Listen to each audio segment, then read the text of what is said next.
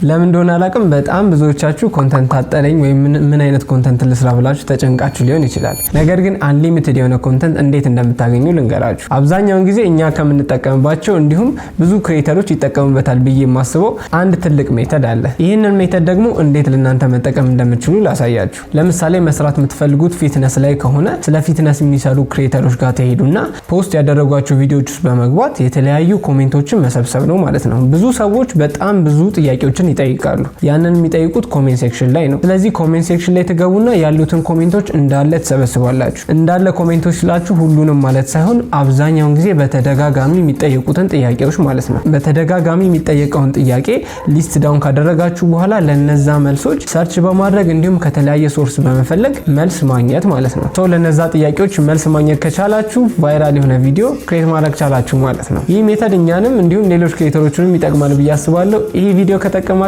ፎሎ ማድረግ እንዳትረሱ።